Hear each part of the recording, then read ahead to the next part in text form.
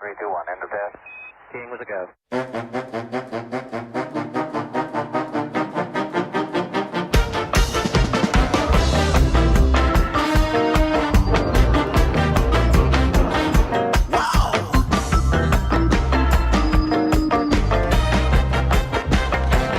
Well, hello there, and welcome to another edition of Warbird Wednesday.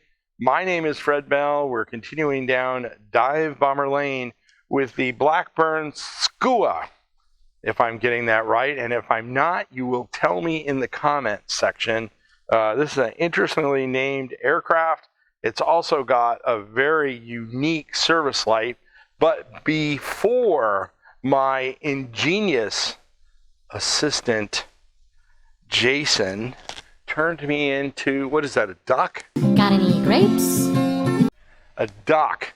So I don't know. I don't think that's a skua, which is a seabird. We'll go over here and grab this Hurricane. I'll throw that up.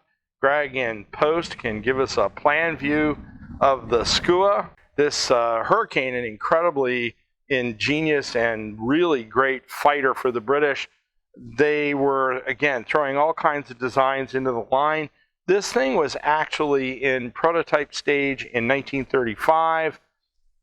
Its first flight was 1937, introduced in 1938, and it was gone from frontline service in 1941. Finished out in 1945 as a target tug and an advanced trainer with various British air arms. It was a shift from the Hawker Nimrod and the Hawker Osprey, where these, biplanes, open canopy or closed canopy, depending. And this aircraft was actually, for its time, it was briefly very ingenious. And then what ended up happening was it got pushed out of the limelight really quickly with all these other designs. Part of the challenge with the aircraft was it had poor speed. It wasn't very fast for a combined fighter bomber, which was something unique at the time. And the other thing, it had a terrible rate of climb. So you have bad speed and bad rate of climb means that you are not a very good fighter. The other challenge was, even at the start of the war, the Ju-88 was faster.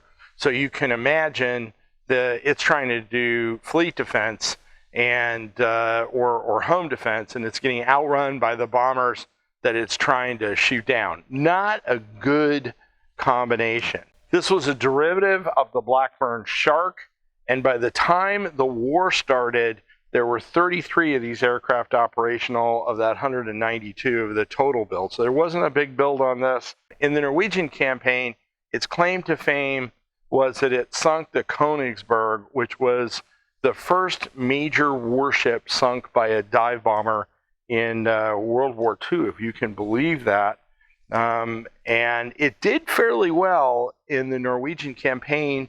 And I will go out on a limb, and you German aficionados will argue with me, that a lot of that was that the Germans did not have good air cover, and they did not have air superiority. So the airspace was contested.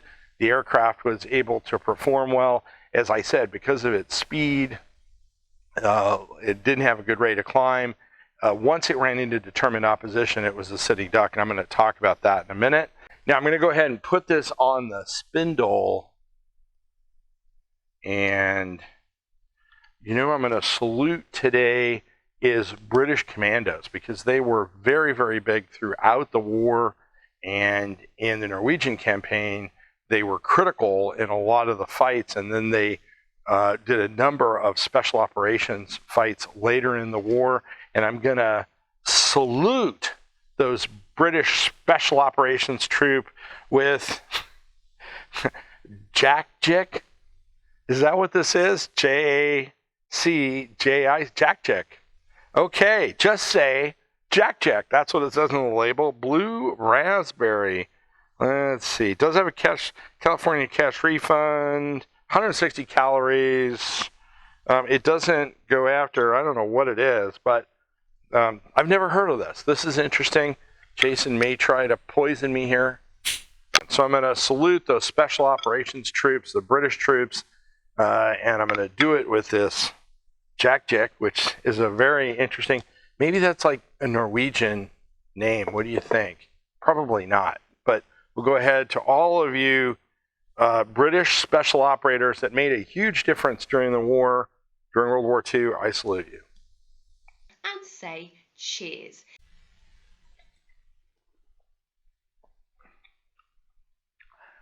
You failed, Jason. That's actually not bad. Jack, whatever it is. We'll give him one more sip. Today, we'll be looking at Jacks. Now, as I said, there were 33 aircraft operational by the start of World War II.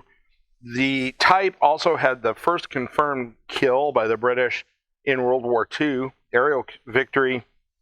And as I was talking about, in 1940, due to heavy losses, it went to other uses. They had it, but they realized it was suicide in frontline service. And Norway really turned out to be the high point. To give you an idea, on one attack with the aircraft, of the 15, 8 were shot down. And you can understand that attrition rate, just like we talked about these attrition rate with some of these really weak types.